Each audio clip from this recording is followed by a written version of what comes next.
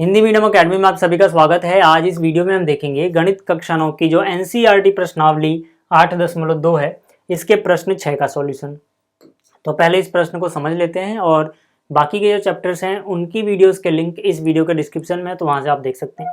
तो यहाँ पर देखो बोला गया, दर्शाइए कि किसी चतुर्भुज की सम्मुख भुजाओं के मध्य बिंदुओं को मिलाने वाले रेखाखंड परस्पर समद्विभाजित करते हैं।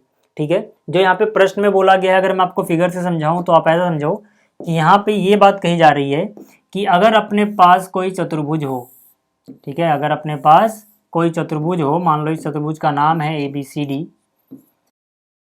तो हमें ये दिखाना है कि इस चतुर्भुज की सम्मुख भुजाओं के मध्य बिंदुओं को मिलाने से जो रेखाखंड बनेंगे वो एक दूसरे को समद्विभाजित करेंगे। कहने का मतलब ये है कि जैसे AB का मध्य बिंदु मान लो ये है और CD का मध्य बिंदु ये रहा, तो इनको मिलाने से बनेगा एक रेखाखंड। इसी तरह से AD का मध्य बिंदु ये है और इसकी सम्मुख भुजा BC का मध्य बिंदु ये है, तो सम्मुख भुजाओं के मध्य बिंदुओं को मिलाने से फिर से एक रेखाखंड बनेगा।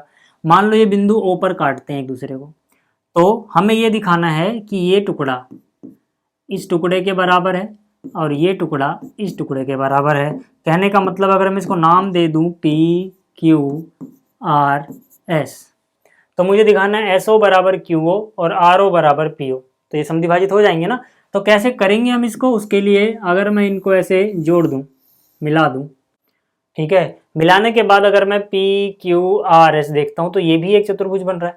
अब इस चतुर्भुज के विकर्ण ही तो है ये भी इसका एक विकर्ण है, ये भी इसका विकर्ण है। ध्यान से देखो, जो ये पीला वाला चतुर्भुज बना है PQRS, इसके विकर्ण ही तो है SQ और PR, है ना, और इन्हीं को हमें दिखाना है कि ये समद्विभाजित करते हैं। तो उसके लिए हम क्या करेंगे, अगर मैं PQRS को समांतर चतुर्भुज सिद्ध कर दूं, तो ये समांतर चतुर्भुज के विकर्ण है, हमें पता है कि समांतर चतुर्भुज के विकर्ण एक दूसरे को समद्विभाजित करते हैं, प्रश्न हो जाएगा। और उसके लिए हम क्या करते हैं, बहुत बार हमने ऐसे किया हुआ है, देखो इसको इससे जोड़ते हैं, ठीक है, और फिर ये समांतर चतुर्भुज सिद्ध हो जाता है ना। कैसे होता है हमने प्रश्न 1, 2, 3 में सीखा था, बट फिर भी यहाँ पे मैं आपको सारे स्टेप कराऊंगा, ठीक है ना। तो आपको समझ में आ गया कि हमें बीच वाले को जो चतुर्भुज बन रहा है उसे समांतर चतुर्भुज सिद्ध करना है। तो कैसे करेंगे, देखो फिगर मैंने यहाँ बना ली, ABCD एक चतुर्भुज है, PR इसके मध्य सम्मुख भुजाओं के मध्य बिंदुओं को मिला रहा है और SQ, ठीक है ना, इसको मिला रहा है। तो हमें पहला काम क्या करना है, PQRS को समांतर चतुर्भुज सिद्ध करना है। तो सबसे पहले हमें क्या लिखना होता है, दिया है और सिद्ध करना है। तो यहाँ मैंने लिख दिया, हमें दिया है चतुर्भुज ABCD में PQRS क्रमशः भुजाओं AB, BC, CD और AD के मध्य बिंदु हैं, तो ये मैंने लिख दिया। सिद्ध हमें क्या करना है, सिद्ध करना है SQ और PR, ठीक है, SQ और PR एक दूसरे को समद्विभाजित करते हैं, ठीक है। SQ बोले तो ये और PR मतलब ये, ठीक है, जो मध्य बिंदुओं को मिलाने से बन रहे हैं रेखाखंड। अब चलो इसके बाद देखते हैं, ठीक है, ये आप लिख लेना, ठीक है, जगह नहीं है ज़्यादा तो मैं यहाँ पर इसको मिटा दे रहा हूँ और सीधा उपपत्ति से शुरू करते हैं या प्रमाण से शुरू करते हैं, ठीक है। तो मैंने यहाँ लिखा उपपत्ति, मतलब क्या क्या सबूत है हमारे पास जिनकी वजह से हम इस चीज़ को सिद्ध कर पाएंगे। मैं यहाँ पर लिख सकता हूँ, देखो सबसे पहली बात आपको ध्यान जो देना है वो कहाँ पे ध्यान देना है, त्रिभुज ACD में, इस त्रिभुज में ध्यान देना है, ठीक है। तो मैं यहाँ पे लिखूंगा त्रिभुज ACD में, ठीक है। ACD में क्या खास बात है, जो S है वो AD का मध्य बिंदु है, S AD का मध्य बिंदु है और जो R है ये CD का मध्य बिंदु है, R CD का मध्य बिंदु है। क्यों लिखा हमने ऐसा, भाई दिया हुआ है, ये मध्य बिंदु है, ये हमें बताया है, ठीक है। अब देखो, अब हम यहाँ पे क्या करेंगे, मध्य बिंदु प्रमेय लगा देंगे। मध्य बिंदु प्रमेय क्या कहती है कि अगर अपने पास एक त्रिभुज हो और त्रिभुज की किन्हीं दो भुजाओं के मध्य बिंदु हमें पता हो और अगर हम मध्य बिंदुओं को मिला दें, तो जो मध्य बिंदुओं को मिलाने से रेखाखंड बनेगा, ये त्रिभुज की जो तीसरी भुजा बच गई उसके समांतर होगा। तो यहाँ पे त्रिभुज की एक भुजा ये रही, दूसरी भुजा ये रही, इन दोनों के मध्य बिंदु हमें पता है, हमने मध्य बिंदुओं को मिलाया तो SR मिला। अब ये SR मध्य बिंदु प्रमेय के हिसाब से AC के समांतर होना चाहिए और आधे के बराबर होना चाहिए। यही कहती है मध्य बिंदु प्रमेय कि जो SR होगा ये सामने वाली भुजा के समांतर भी होगा और आधे के बराबर भी होगा। तो यहाँ से मैं कह सकता हूँ कि भाई अगर ऐसा है तो इसका मतलब है, ठीक है ना, इसका मतलब है कि जो एस आर होगा, ठीक है, ये समांतर होगा ए सी के, और जो ये एस आर होगा ये ए सी के आधे के बराबर भी होगा। ठीक है, इसको बोल देते हैं, चलो ये लाइन 1 है। ठीक, और ये हमने कैसे लिखा, मध्य बिंदु प्रमेय से, तो यहाँ कारण लिखना पड़ेगा मध्य बिंदु प्रमेय से। ठीक है, इसी प्रकार नीचे वाले त्रिभुज में आ जाओ। ठीक है, मैं यहाँ लिखूंगा इसी प्रकार। ठीक है, ये सारे स्टेप हम बहुत बार कर चुके हैं। इसी प्रकार कौन से त्रिभुज की बात कर रहा हूँ, पहले इसको डिलीट कर दूं, जो ये लाल वाला हिस्सा है। ठीक है, अब देखो इसी प्रकार हमें कहाँ देखना है, इसी प्रकार हमें देखना है त्रिभुज ए सी बी में, ये जो आपको त्रिभुज नजर आ रहा है। ठीक है, मैंने लिखा इसी प्रकार त्रिभुज ए सी बी में।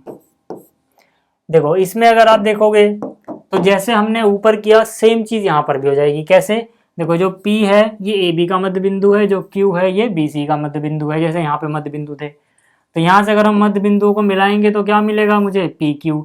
तो ये PQ जो होगा AC के समांतर होगा, जो PQ होगा वो AC के आधे के बराबर भी होगा। ये सारे स्टेप वैसे ही जैसे ऊपर था, तो हम सारे स्टेप अब नहीं लिखेंगे, हम सीधा लिख देंगे इसी प्रकार, क्योंकि जैसे ऊपर वाला हुआ वैसे ही नीचे वाला होगा।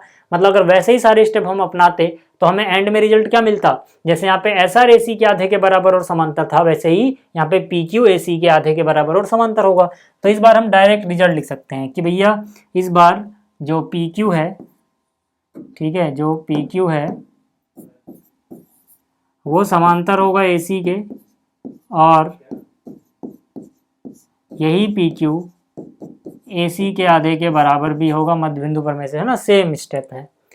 अब अगर मैं इसको 2 बोलूं तो मैं यहाँ लिख सकता हूँ 1 व 2, 1 व 2 से पहली और दूसरी लाइन को देखो। पहली मैंने देखो इसके आगे बोला, मतलब इस पूरे को मैं पहली बोल रहा हूँ, ठीक है, और ये इस पूरे को मैं दूसरी बोल रहा हूँ।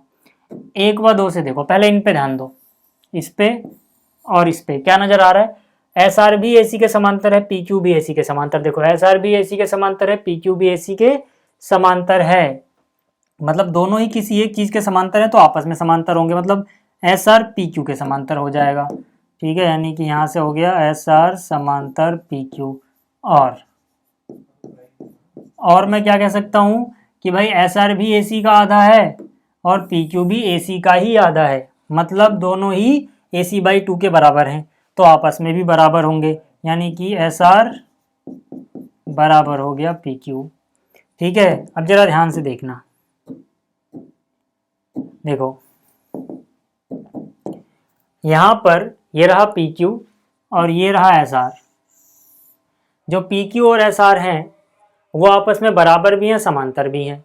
तो मैंने आपको बताया था कि अगर किसी चतुर्भुज की सम्मुख भुजाएं आपस में बराबर भी हों और समांतर भी हों, तो जो ये चतुर्भुज बनेगा ये हमेशा एक समांतर चतुर्भुज होगा। ठीक है, तो इसका मतलब क्या हो गया, इसका मतलब ये हुआ, हम यहाँ पे लिख सकते हैं कि भाई इसका मतलब तो ये हुआ कि जो PQRS है वो एक समांतर चतुर्भुज है, PQRS एक समांतर चतुर्भुज है। ठीक है, और हम जानते हैं कि समांतर चतुर्भुज के विकर्ण एक दूसरे को समद्विभाजित करते हैं, इसीलिए PR और SQ एक दूसरे को समद्विभाजित करेंगे, क्योंकि ये विकर्ण है। बस हमें ये लिख देना है यहाँ पे, तो यहाँ पे हम लिखेंगे, ठीक है, तो यहाँ मैंने लिख दिया, और हम जानते हैं कि समांतर चतुर्भुज के विकर्ण एक दूसरे को समद्विभाजित करते हैं। और यहाँ पे आप देख सकते हो, फिर से बोल रहा हूँ, SQ और PR इसके विकर्ण हैं। ठीक है, तो अतः SQ और PR एक दूसरे को समद्विभाजित करेंगे भाई। ठीक है, तो ये प्रश्न हो गया। इस वीडियो में इतना ही, जल्दी मिलेंगे अगली वीडियो में। इस वीडियो को देखने के लिए धन्यवाद।